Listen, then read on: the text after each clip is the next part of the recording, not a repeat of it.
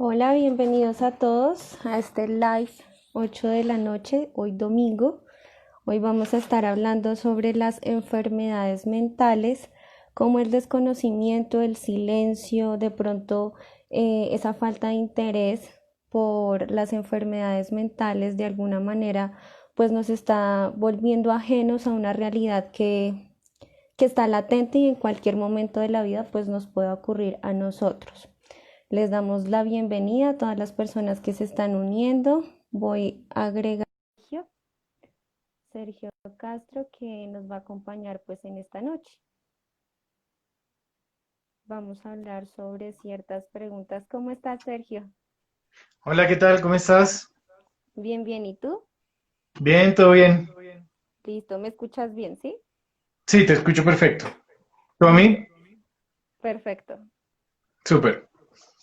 Listo, entonces les damos la bienvenida a todas las personas que se están conectando en este momento. Pues como les decía anteriormente, pues vamos a hablar sobre las enfermedades mentales.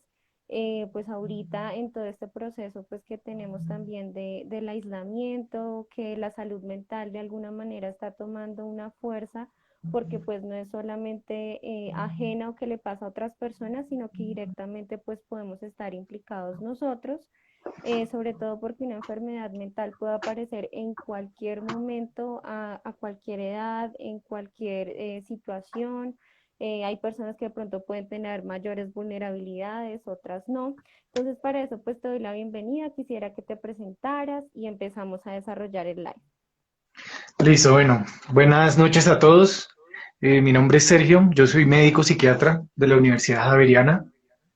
Tengo una maestría en informática biomédica de la Universidad de Pittsburgh y en estos momentos trabajo en la Universidad Javeriana donde soy profesor del área de epidemiología clínica y además coordinador de algunos proyectos de investigación y también trabajo clínicamente en Equilibrio, que es una clínica especializada en trastornos Ujú. alimentarios, afectivos y de ansiedad, y en mi consulta particular. Listo, Sergio, pues agradecerte. Nosotros no nos habíamos visto, pero de verdad estoy muy agradecida por abrir este espacio, sobre todo que creo que pues en lo que he visto en tus redes, como que abogas mucho también por la salud mental, por dar un entendimiento pues más a la realidad de lo cotidiano, pues para las personas pues que de alguna manera lo ven ajeno. Entonces, empezando, quisiera que nos aclararas qué es una enfermedad mental. Listo, pues una enfermedad mental podría definirse como un estado mental que produce disfunción, malestar y discapacidad. ¿Sí? Nosotros por lo general en el área de psiquiatría no hablamos tanto de enfermedad mental, sino de trastornos mentales. Ujú. ¿Por qué? Porque los trastornos mentales son multicausales, son situaciones complejas en la cual tienen lugar aspectos biológicos, sociales y psicológicos de la persona para que se termine generando como una patología o un cuadro de enfermedad mental, pero podría, digamos, yo diría que es un patrón de sufrimiento del ser humano. Esa sería como una definición corta y breve que pues uno puede clasificarla de muchas maneras. ¿Cuándo estaríamos hablando de solamente de pronto un problema allá un trastorno? Sí, pues cuando se habla de un trastorno, por lo general se habla de un grado mayor de discapacidad. Allí ya Ujú. habría un grado de compromiso del funcionamiento total del individuo que afecta su funcionamiento social, laboral, familiar, económico. Todas esas áreas se ven afectadas para hablar de un trastorno. Mientras que en un problema, pues es algo mucho menor, pues sí puede producir algo de sufrimiento, pero tiene que ver más con cómo nosotros nos adaptamos al medio, cómo nos adaptamos a toda esa situación. Históricamente, pues en lo que he leído, ya tú me pudieras aclarar un poquito más, pues las enfermedades mentales anteriormente se veían como muy relacionadas a la parte religiosa. ¿Hasta qué punto de pronto esto pues también interfiere en que puedan ser rechazadas todavía? ¿Qué mitos todavía existen de pronto de que nos están diciendo como que son cosas del demonio? anteriormente lo trabajaban no solamente desde la medicina, sino que lo trabajaban también los sacerdotes. ¿Cómo Ujú. esa historia, si nos puedes contar un poquito de esa historia y cómo llega a la parte médica, o más o menos desde qué años se empieza a trabajar desde la parte médica? Listo, pues eso es todo un tema muy interesante, realmente. Eh, Podría decirse que también depende mucho de la cultura, ¿no? La Ujú, concepción que se tiene de las enfermedades mentales, pero en nuestro contexto podríamos decir que viene desde los griegos. ¿Sabes? Inicialmente todo esto o todos los problemas mentales se consideraban como, digamos, las enfermedades mentales o los trastornos mentales siempre se le han encontrado tres explicaciones. Una explicación sobrenatural, una explicación psicológica y una explicación biológica. Son como las tres formas de explicarlas.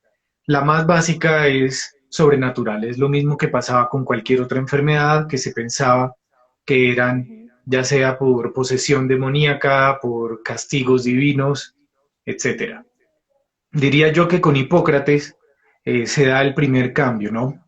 Hipócrates es el primero que habla de que los problemas mentales o los problemas en la salud mental van mucho más allá de cualquier explicación sobrenatural y proponía una serie de tratamientos para ellos. De hecho, Hipócrates, a pesar de que consideraba que eran principalmente biológicos por la acumulación de humores o de líquidos en el cuerpo, proponía algunos tratamientos psicosociales. De hecho, él fue el primero en proponer que haya un cambio dentro de, como dentro de la forma de vida de las personas para poder curar esas patologías o estas enfermedades. Luego, ujú, desde Hipócrates, pues toda esta línea hipocrática se dividió un poco cuando fue llegando la Edad Media. ¿Sí? ujú, Mientras que en Europa empezó a suceder que todo esto fue visto como un tema del demonio, fue cada vez más tratado como algo sobrenatural. Eh, los persas, los árabes, los islamitas fueron los que tomaron todas esas enseñanzas hipocráticas y las continuaron trabajando. De hecho, muchas de las enfermedades que tenemos hoy en día, ellos fueron los primeros que las describieron. Y las describieron tan bien que seguimos utilizando esas descripciones en la actualidad. Los ¿Cómo primeros cuáles hospitales. enfermedades? Por ejemplo, el síndrome mental orgánico fue escrito Ujú, inicialmente por los árabes, que se debía a las alteraciones que ocurren a nivel psíquico por una enfermedad física directamente o por otra enfermedad física, por decir algo, un tumor, una infección. Todo esto ellos fueron los primeros que lo clasificaron. La manía, también ellos fueron los primeros que clasificaron la manía como una enfermedad o como un cuadro característico distinto. Y eso viene desde entonces. La melancolía ya viene desde los griegos y hubo otros que fueron apareciendo pues más adelante, pero mira que ya ahí fueron los árabes con los primeros hospitales psiquiátricos también ujú. que llegaron y, y pues bueno, de ahorita que estaba pensando, una expresión muy común es que las personas dicen que están de mal genio, ¿no? Cuando Ujú, para hablar de un estado mental, que sería sí, como la rabia o la ira, o simplemente que están irritables. Y eso tiene su origen en, en que España durante mucho tiempo estuvo invadida y colonizada por los árabes y en el norte de África, en toda la región de Marruecos, creían que muchas alteraciones mentales se debían a genios que eran los que llegaban y poseían, no eran demonios, sino genios. Entonces, cuando decían ok. tengo mal genio o está de buen genio, se referían a eso y viene de ahí. Y ya luego, Del mal pues, genio. sí, todo eso pues fue evolucionando ya hasta, diría yo, que los siguientes grandes hitos se dieron en el siglo XVIII, XIX con la Ilustración, que ya pues obviamente se encontró una causa mixta o se consideraba que era una causa mixta para estas enfermedades, pero había muy pocas alternativas de tratamiento realmente. Sí, eso te iba a preguntar, ¿el tratamiento inicialmente se manejaba también con medicación o cómo se manejaba estos trastornos mentales? Pues habían algunos que sí les daban medicamentos. Hipócrates daba algunos medicamentos iniciales para purgar los líquidos o los humores Ujú, que llegaban y contaminaban el cuerpo. Ya luego los otros eran tratamientos más que todo psicosociales, darle la oportunidad a la persona que recuperaran las fuerzas, darles los espacios de reposo, los baños, iban a unos baños termales y todo esto. Entonces, pues, se les daba. ¿Qué pasaba? Que, pues, obviamente cada cultura tenía lo suyo. Aquí mirábamos que en el Amazonas el yagé era una medicación que se utilizaba para manejar estados mentales o problemas mentales en las personas. Entonces, digamos, los chamanes, los taitas, se encargaban o buscaban manejar algunas de estas enfermedades con la ingestión de estas sustancias psicoactivas, ¿no? Digamos, Ujú. mucho antes de que aparecieran los primeros medicamentos psiquiátricos, que fue a principios del siglo XX que aparecieron como tal los primeros usos de medicamentos psiquiátricos. El primero, el coma insulínico, que era Sí. producir convulsiones a las personas a través de la introducción de Ujú. insulina. Y ya luego los antipsicóticos y los antidepresivos más adelante, también pues casi contemporáneos, que fueron los primeros que aparecieron. Pero En pues cuanto sí, a la, agregamos como eso. en cuanto a la evolución también de la historia, pues asimismo se han cambiado algunos medicamentos. ¿Es mucho el cambio o cómo se ha manejado también desde la psiquiatría? No, sí, realmente los medicamentos, hay algunos que siguen siendo muy efectivos. En términos de efectividad hay algunos que no se han superado, pero sí se ha disminuido mucho los efectos secundarios. Los primeros medicamentos psiquiátricos tenían efectos secundarios gravísimos. Mucha sedación, aumento de peso, problemas cardiovasculares, Ujú. ¿sí? Eso que dice la gente, ¿no? Que siento que me pone bobo, sí, eso Ujú. era algo que sí ocurría con los primeros medicamentos. Pero de un tiempo para acá, pues se ha venido perfeccionando tratando de buscar es disminuir los efectos secundarios, pero manteniendo la efectividad. Hay algunos que no han tenido reemplazo. El litio, por ejemplo, es un medicamento para el manejo del trastorno bipolar que sigue siendo el mejor. Obviamente hay que estar pendiente de que no dañe algunos órganos, pero pues sigue siendo lo más efectivo que tenemos en el momento. Ok. En cuanto a ese proceso de historia, se implementaron de pronto algunos tratamientos donde las personas se veían rechazadas, aisladas. ¿Cómo esto de pronto también puede influir en que todavía sintamos como ese miedo a tener una enfermedad mental? Sí, claro, pues obviamente pues como no habían tratamientos, lo que Ujú. hacían era aislarlos a estas personas, sobre todo con enfermedades graves. Sí, aquellos que tenían estas depresiones melancólicas, lo que hoy llamaríamos esquizofrenias, los episodios maníacos también. Todas estas personas eran pues aisladas en los famosos manicomios, ¿no? O Ujú. la casa de lunáticos o los asilos, y así fue durante mucho tiempo.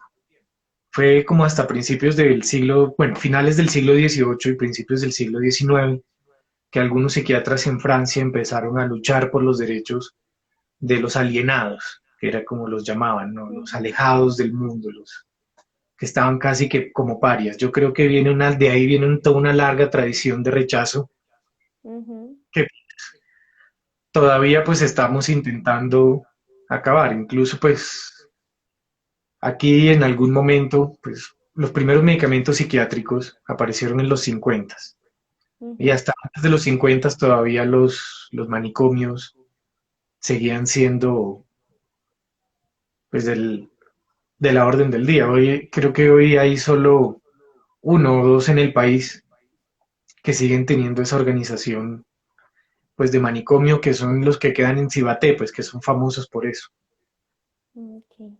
Y ahí pasando ya a un poquito más hacia los trastornos mentales, ¿cuáles tú crees o consideras que son los más comunes y por qué?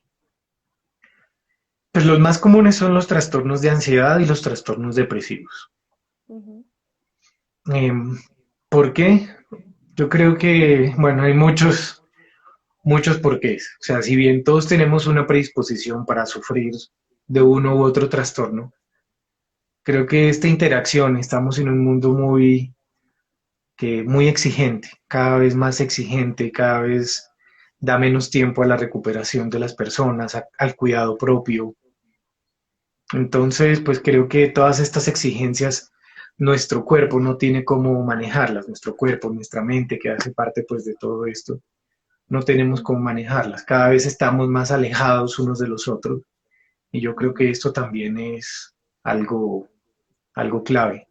Las exigencias del mundo que van cada día en aumento, sí, pues ujú, miremos hoy todas las dificultades que han tenido algunas personas para tolerar o para manejar el aislamiento, ujú. ¿sí? Y en segundo lugar, pues eso de que finalmente el ser humano es gregario, necesitamos de los otros para poder estar bien, necesitamos vincularnos con los otros. Y cada Ujú. día cada uno ve las personas por su lado, muy alejados uno de los otros. Yo diría que eso es lo que dice que estos trastornos sean los más comunes. En cuanto tú dices la depresión y la ansiedad, actualmente solemos decir como si estoy deprimido o simplemente por un problema o una tristeza pasajera. Desde la psiquiatría, cuando ya se empieza a determinar cómo esta persona sí necesita de pronto un medicamento y cuando no. Bueno, para hablar primero que una persona sea como diferenciar la tristeza de la depresión.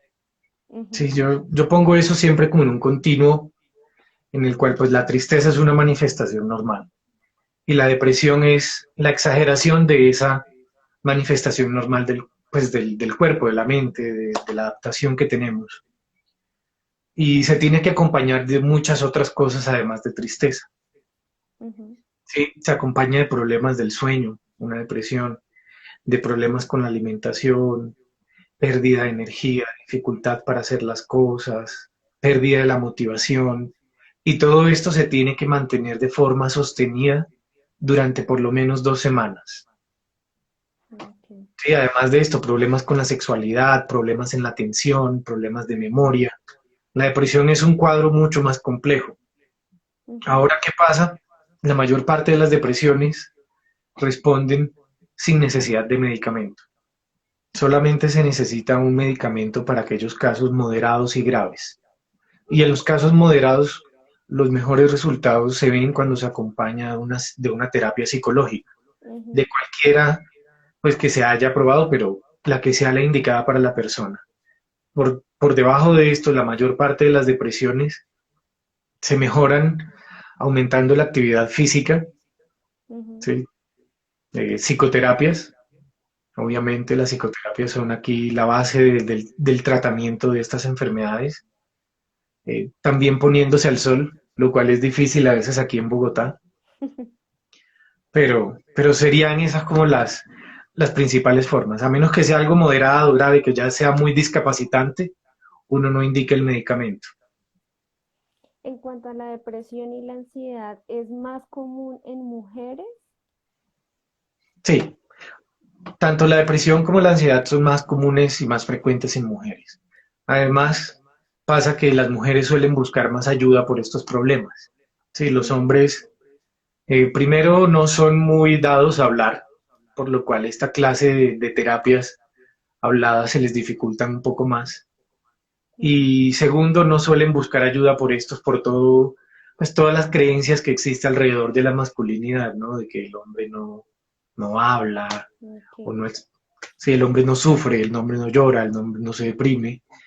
ujú. Entonces, pues todo eso también termina afectando que los hombres consulten. Pero por lo general, sí vemos que la depresión y ansiedad son más frecuentes en mujeres que en hombres. Y ¿Cuáles son más o más menos comunes en dentro, hombres?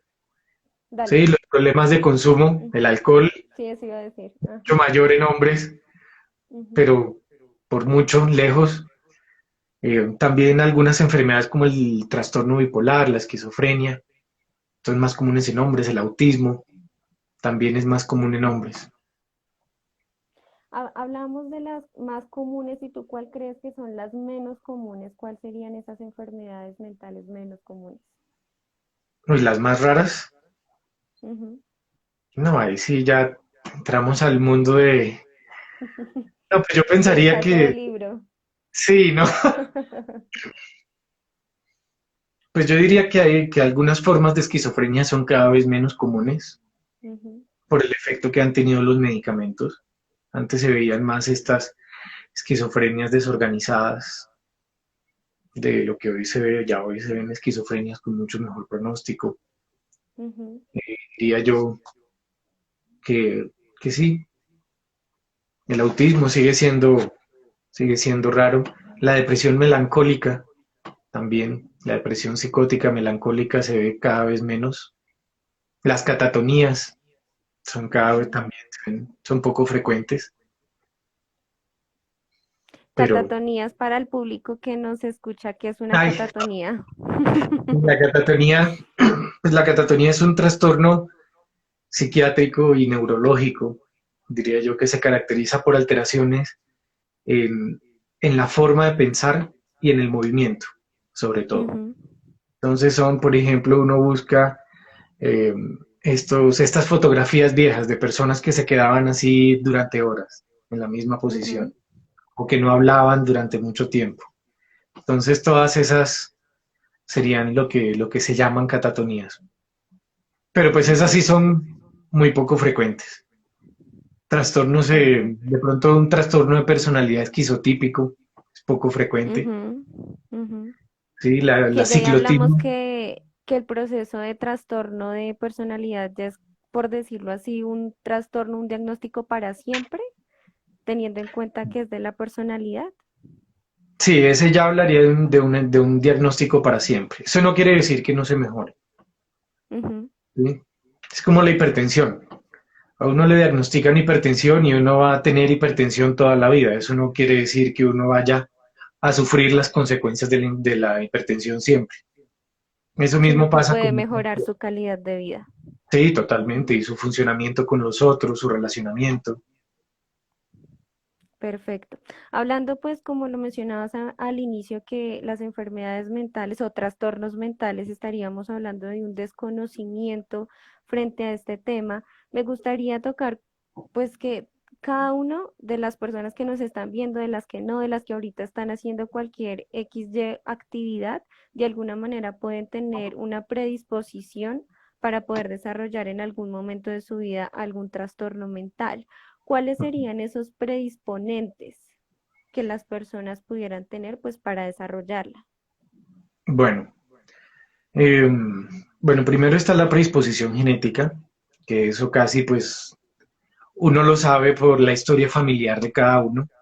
Ujú, Por otro lado, el, el desempleo y la pobreza son dos factores de riesgo para enfermedad mental.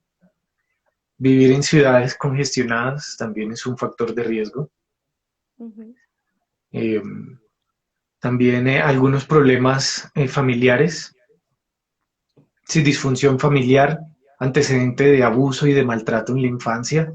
Eventos Diría yo que ese traumáticos. sería, considerando que todos estamos en las mismas condiciones ideales, Ujú.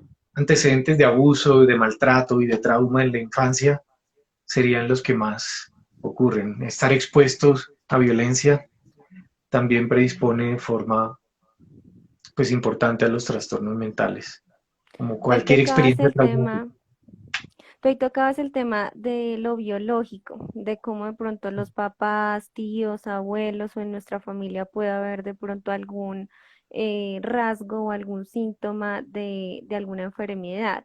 Creo que esto es súper importante, sobre todo porque a veces, como ha sido tan rechazado y socialmente de pronto nos quedamos como tan cerrados en contar. Es normal decir, sí, yo tengo diabetes y tengo este tratamiento para la diabetes y demás, pero cuando tengo una enfermedad mental, a veces de pronto no se lo cuento a mi hijo o no se lo cuento a mi nieto. ¿Tú cómo crees que esto sería súper importante también conocer estos antecedentes, pues, familiares?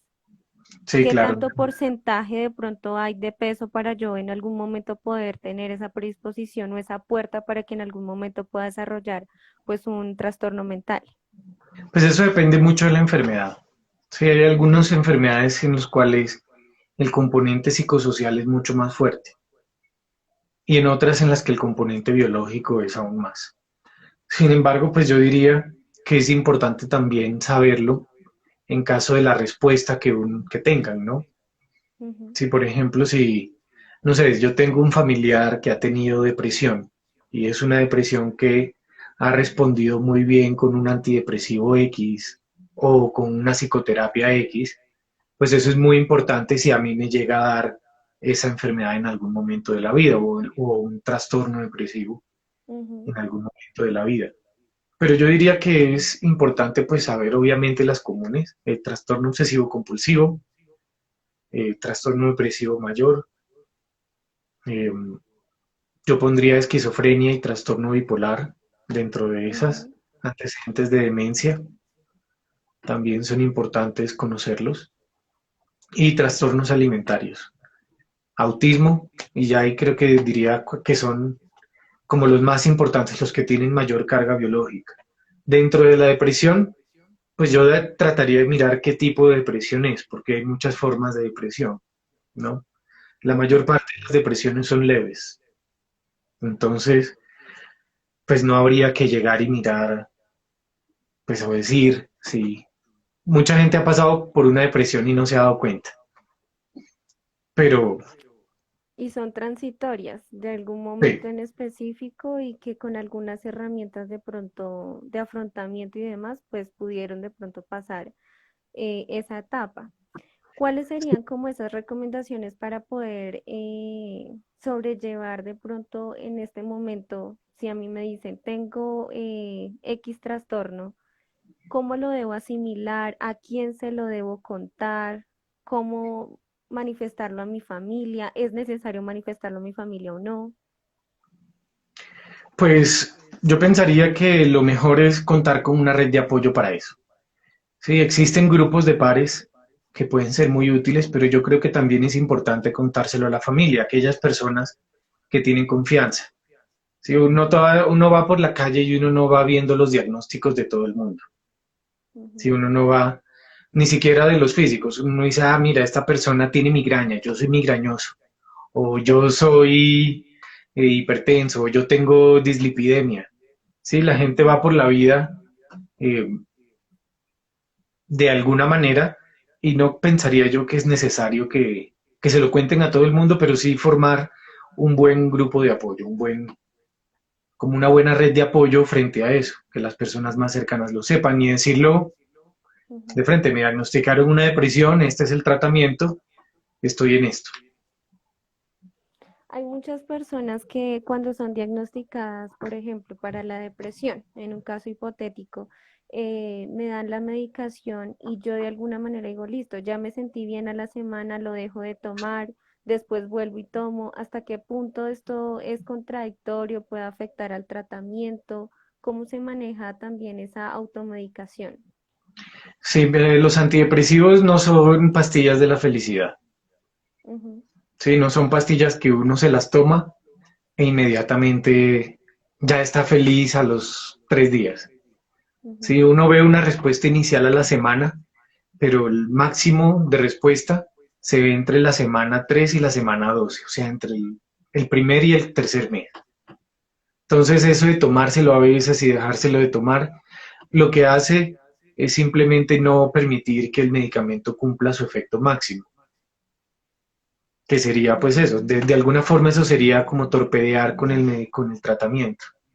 Entonces, lo mejor es tomarlo, que igual la mayor parte de las personas no requieren tratamiento de por vida, es solo temporal, y cuando se cumple el tiempo, pues se quita el medicamento. Sí, son tratamientos largos, pero eso de tomárselos, dejárselos de tomar por tiempos, lo que hace es, incluso puede empeorar la El depresión. pronóstico. Ujú. Sí, Aquí María Paula nos hacía una pregunta y dice, ¿es verdad que la mejor forma de afrontar la depresión es hacer de cuenta que no existe? listo. Pues claramente la respuesta sería no. Lo mejor es enfrentarlo, hablar de eso, reconocerla, reconocer cuáles son los síntomas, reconocer cuáles son las implicaciones que tiene en la vida de cada uno y empezar a tomar acciones para, para manejarla. Si termina siendo, si uno intenta evitarlo, como si no existiera, lo que termina siendo es creciendo todo Más. el, Ujú. todo el problema hasta que ya luego se vuelve inmanejable, pero reconocerlo de forma temprana y hablarlo de forma temprana es mucho más útil para la recuperación. Sobre todo, como tú lo decías, hablarlo también en familia, con las personas que de alguna manera forman esta red de apoyo y pues que la familia en algún momento se tiene que volver como un anclaje también y como coterapeutas, porque en sesión podemos hablar una cosa, pero si en la familia de alguna manera no están colaborando a que este proceso pues mejore, no estaríamos haciendo pues mucho. Otra pregunta que nos hacen ¿es posible eliminar el trastorno obsesivo compulsivo? En muchos casos desaparece completamente. Sí, pero nosotros consideramos que cuando los síntomas disminuyen un 50% es un tratamiento exitoso. Sí, a mí me parece que el tratamiento obsesivo del trastorno obsesivo compulsivo siempre debe ser mixto. Siempre debe ir acompañado de psicoterapia y de medicamento en los casos más graves. La ventaja de la psicoterapia es que te da herramientas que tú puedes usar más adelante cada vez que pueda aparecer un síntoma. Entonces, pues reconocer eso, tener su propia pues, psicoterapia es clave, que si se puede eliminar, en muchos casos desaparece por completo. En otros quedan algunos síntomas residuales, pero el individuo, la persona que sufre de esto, tiene todas las herramientas para manejarlo. Entonces, deja de ser un problema para la persona en la medida en que está en control absoluto de su salud. Tú mencionabas que uno de los hábitos más importantes era tomar el sol, hacer ejercicio. Los pacientes de alguna manera sí cumplen con estos como prerequisitos saludables para poder mejorar los tratamientos. Depende. Sí, hay, digamos, en muchos casos, por ejemplo, el otro día yo tenía una discusión con un psiquiatra y estábamos hablando de que una de las cosas que uno busca en el tratamiento de la depresión es que haya una activación física y psicológica de la persona. Pero cuando las personas no consiguen activarse no es culpa de ellos, es culpa de la depresión. Sí, entonces pues hay que estar muy pendientes de, de saber si no lo hacen por culpa de la depresión o por qué. Pero por lo general uno mira y las personas tienen muy malos hábitos de vida.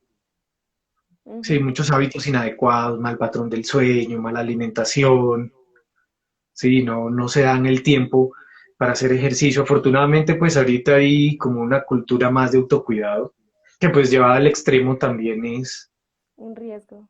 un Ujú. riesgo, pero por lo menos ya está el concepto de que, bueno, debo comer con buenos hábitos, debo hacer ejercicio con buenos hábitos.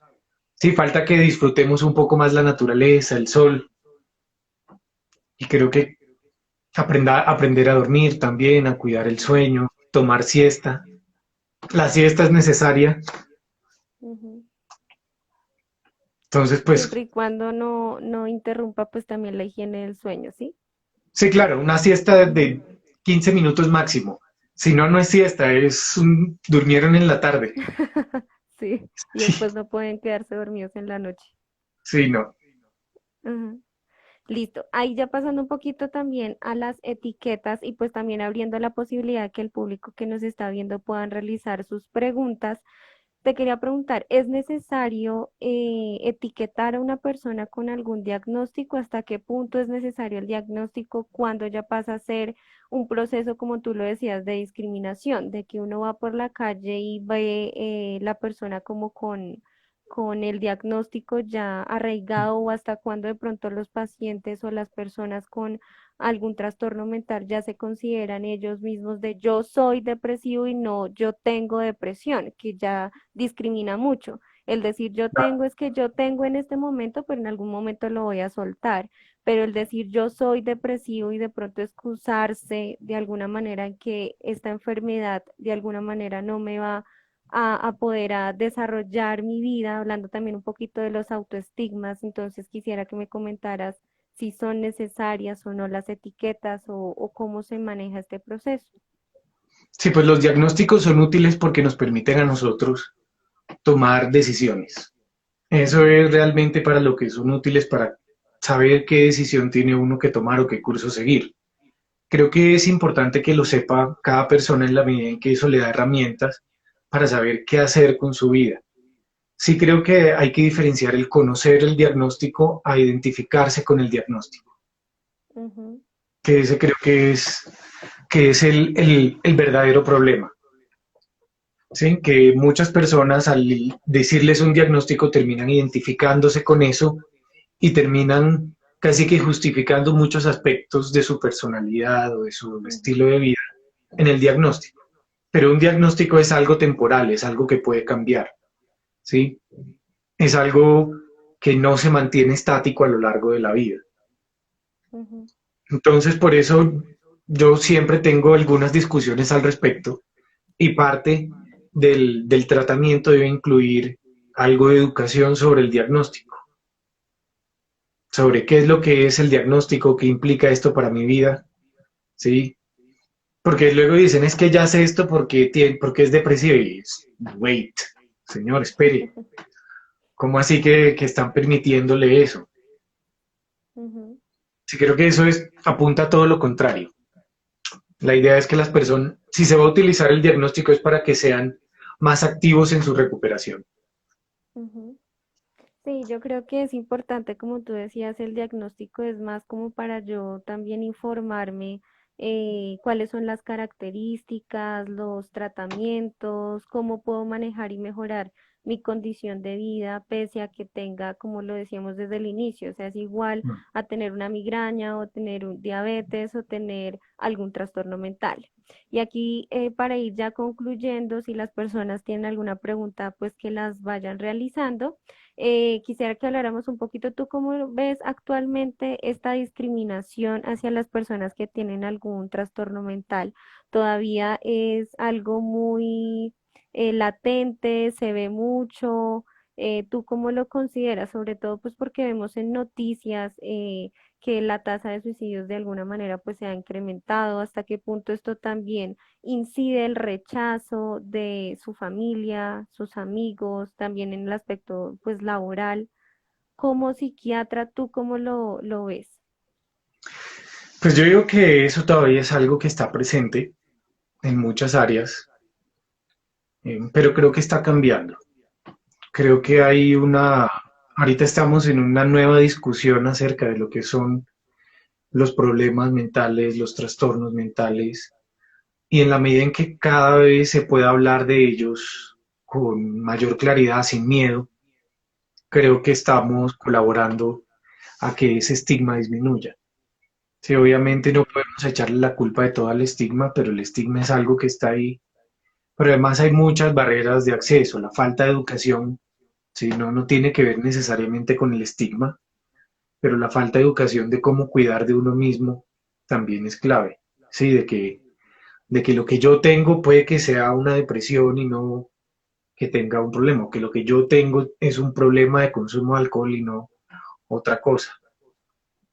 Entonces, Ujú, pues creo que todavía se presenta, pero veo que cada vez menos. Yo soy optimista en eso y pues creo ujú. que nos toca a todos aquí luchar para que eso se vaya disminuyendo, ¿no? Para que ese estigma, ese señalamiento, ese rechazo se vaya haciendo. Pero sí, en comparación a algunos años o cuando empecé en esto, sí veo que ha disminuido y se habla más. O sea, hace 10 años esto ni salía en las noticias. Si no había que decir cómo cuidar o cuida tu salud mental. Eso no era una noticia, cosa que hoy sí es. Ujú.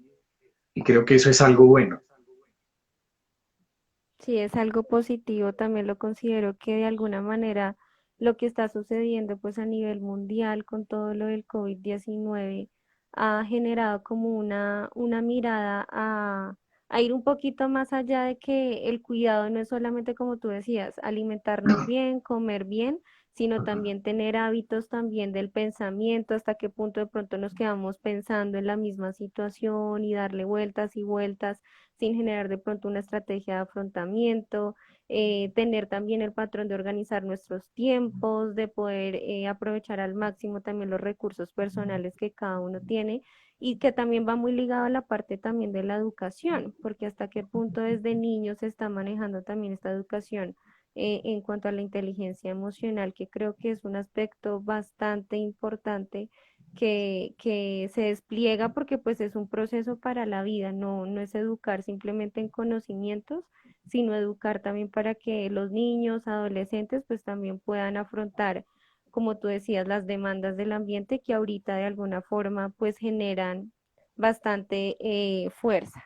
Ahí vi una pregunta, nos dicen, ¿cómo se sabe si un familiar superó la depresión si tiene medicamento pero no asiste a terapia regularmente? Hmm. Pues lo primero sería mirar la presencia de síntomas depresivos, ¿sí? Hacer la evaluación de si todavía están, cómo se está relacionando con el mundo, si está durmiendo bien, si el estado de ánimo está bien, si puede pararse a hacer las cosas. Si tiene una buena adherencia al medicamento, es probable que ya, digamos, el medicamento haya tenido su efecto y hay que dejarlo que siga actuando por lo menos unos 6 meses más para luego suspenderlo. Obviamente, la terapia le da a uno muchas más herramientas, mucho más soporte frente a cualquier síntoma y hay que tratar de decirle que independientemente de que se sienta bien, continúe asistiendo a las terapias, porque eso es algo que sirve para también afrontar problemas futuros, no solo para enfrentar el problema actual por el cual se está atravesando, sino que le deja a uno cosas para más adelante. Pero lo mejor sería mirar eso, la actividad física, el sueño, la alimentación. Y ahí agregando un poquito, creo que es importante que la medicación de alguna manera pues regula la parte pues biológica en cuanto a la sinapsis, el proceso pues neuronal, pero pues ya en el momento que de pronto se quite la medicación, pues sí es necesario que esta persona ya se encuentre como entrenada en algunas habilidades que pues anteriormente no las tenía, que a veces creemos de, como tú decías, ya es mal geniado y toda la vida va a ser mal geniado y se va a morir mal geniado, y a veces caemos en eso, o que decimos eso o nos creemos eso, pero son habilidades que, como toda habilidad, pues se puede entrenar y asimismo, pues en la práctica podemos ver pues la mejoría. Sí. Y ya para ir cerrando, quisiera preguntarte cómo podríamos mejorar esa percepción negativa que se tiene ante las enfermedades mentales o trastornos mentales. Yo pensaría que hablando de ellas, sí, aprendiendo a reconocerlas y hablando de ellas. Yo tengo un paciente que es americano, ¿no? De New York. Ujú, Y él me decía que a él le había parecido sorprendente cuando llegó aquí a Colombia eso, que aquí la mayoría de las personas no hablan de eso con naturalidad y que allá más bien es raro quien no reconozca su estado mental y no esté en alguna forma de tratamiento psicológico, ya sea farmacológico o psicoterapéutico. Entonces, pues yo pienso que hablar de eso y que quien lo sufre también empiece a ser un abogado frente a lo que es. Porque finalmente tener una enfermedad mental no necesariamente es una discapacidad para la vida o que le impida hacer muchas cosas. Pueden ser algunas personas completamente funcionales en muchos aspectos de su vida. Entonces pensaría que es eso, hablar de eso sin miedo, ¿sí? Reconocerlo y pienso que también empezar a hablar desde, a cuidar a los más pequeños y que ellos ujú. sean los que empiecen a reconocer lo que son sus emociones, poder nombrarlas, poder enfrentarse a ellas. Creo que esas serían como las estrategias, que desde pequeños ellos sepan pues que esto es algo que puede pasar y no pasa nada. Sí, creo que estoy de acuerdo sobre todo en lo de los niños porque de alguna forma, pues desde pequeños es cuando se educa la inteligencia emocional y cómo podemos enfrentarnos a estas emociones que de alguna manera de pronto no son tan agradables para nosotros. Y Mm. hasta qué punto estamos generando es como una represión de que yo no hablo, como hablamos también de que es mayor o como la incidencia es mayor en mujeres y es por lo mismo, porque la mujer es como más presta, lloro y expreso mi emoción, Ujú. pero pues el hombre de alguna manera pues hay todavía como ese esquema o ese prototipo de que el hombre pues no puede llorar, no puede expresar sus emociones, se tiene que quedar callado. Y creo que es un proceso también cultural, como lo mencionaba. Si acá en Colombia de pronto estamos quedados un poquito atrás en cómo abordamos los trastornos mentales, pues creo que sí es una puerta pues esencial para poder empezar a dejar que estos trastornos ya no se queden en el desconocimiento, en el silencio, en el que es ajeno, sino como lo dicen los estudios.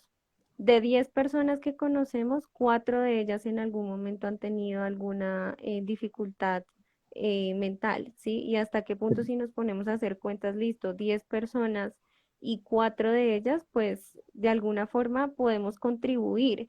Y creo que también es necesario el contribuir es en el aceptar a la otra persona y no empezar a caer como, porque más o menos en lo que hablábamos en el video que hice la semana pasada, de que mi amigo tiene un trastorno, entonces yo de una vez digo, no, ya es violento, mejor no me meto con él, hasta también en el rechazo también cuando buscan pareja Sí. hay personas que, listo, tengo un trastorno, por ejemplo, depresión, y no se lo digo a mi pareja por miedo de que pronto esta persona pues vaya a reaccionar mal.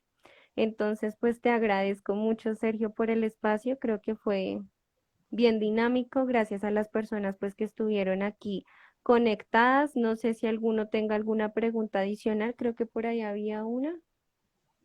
Ah, bueno, que cuando vamos a hacer otro encuentro igual, ahí lo planeamos entonces. Sí, Y no, un pues gusto. bueno, Sergio, sí, muchas gracias, de verdad. Fue muy interesante. Muchas gracias por esta invitación y espero también que se repita. Así es. Y que pues esa es la idea de abrir estos espacios porque a veces como que no se habla mucho de esto y creo que es necesario informarnos un poquito más sobre la historia, de cómo a veces podemos rechazar a ciertas personas que en algún momento no sabemos si puedan tener algún trastorno mental o nosotros mismos también empezar a generar esos patrones de autocuidado. Sí, Entonces te agradezco mucho. Cualquier cosita, pues ahí las personas nos pueden seguir en las redes sociales, nos pueden hacer cualquier pregunta y si acordamos con Sergio, pues hacemos otro live, otro espacio de estos. Muchas gracias, Sergio. listo. Muchas gracias. Muchas gracias a Bueno, todos los que se quedaron. listo, nos hablamos. Chao. Chao.